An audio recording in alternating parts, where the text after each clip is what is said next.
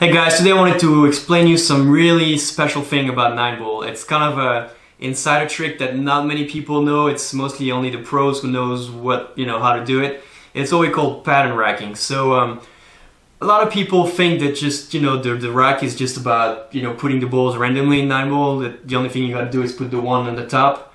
It's really not entirely true. So especially when it's rack you on, you can kind of control the layouts before you even break. So first, we're gonna go today on what we call the offensive rack. So that's what you do when you rack your own and you're gonna break your own rack, pretty much, right?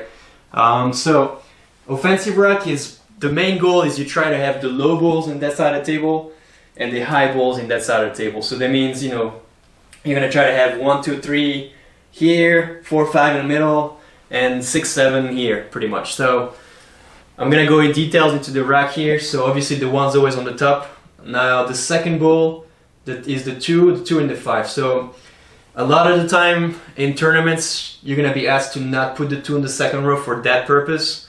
Now, if you play any, usual league or in a bar or whatever, people have no really idea what you're doing anyway. So you can go ahead and put it there. But if you cannot put it there, the only thing you gotta do is just change the 2 is the 4. Usually the 4 also goes back this side of the table because that's the end of the rack. Usually goes one rail except if it gets kicked. So you can easily switch the 4 and the 2. So that's pretty much it here. So the first one when you hit it, it's gonna go either here, usually possibly in the side, or even go this way. So your one's got a lot of chances to go in that side of the table. Same for the 2, also gonna be sent kind of this way. Now the 8, because it's the ball you always try to aim in 9-ball, you're gonna try to make it here, right? So that's already one problem less. I like to pick dark color, because it's just easier to visualize. Like, let's say you have a long shot, it's easier to visualize if you have a long shot on the 1 ball or the 3 than the 8 ball. It's just, I don't know, there's something about dark colors.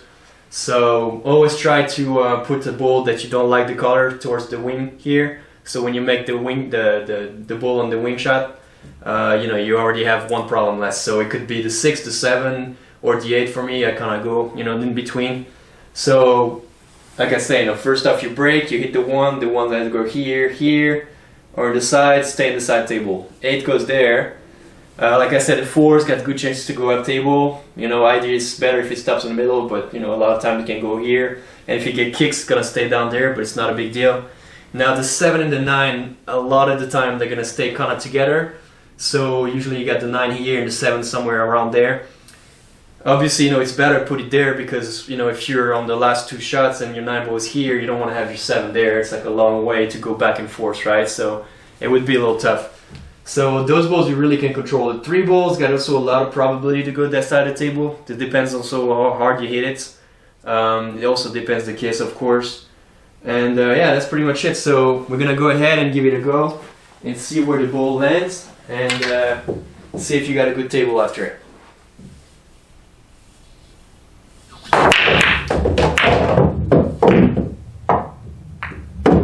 There you go. So we finished our rack. We have a break. I see the 1 ball. It's not a terrible shot. It could have been better, but altogether, here's what we have. The 1 ball's on top of the table, 2 balls on this side of the table. So that all's pretty good. That's a good start, right? Now my 3 is by my 4, so my 3 should have been a little bit more here, but either way I'm okay. So 3 and 4 are open. And then 5, 6, and like I called it before, the 7 and the 9 kind of stay together, and same side of the table. So really altogether here, if you can get good position from the 1 to the 2, you're out. So this is an easy table. So really this pattern racking is super important. Again, some tournaments it's rack your own, some tournaments it's don't rack your own. But if it is rack your own, you definitely want to try to make things easier for you. And kind of mess around with it. Some tables slower than others, so you might need to switch some balls. But really altogether, it's an ultimate tool to help you break and run much better. Again, remember, any question, just go ahead, post it in the comments, and I'll try my best to answer it.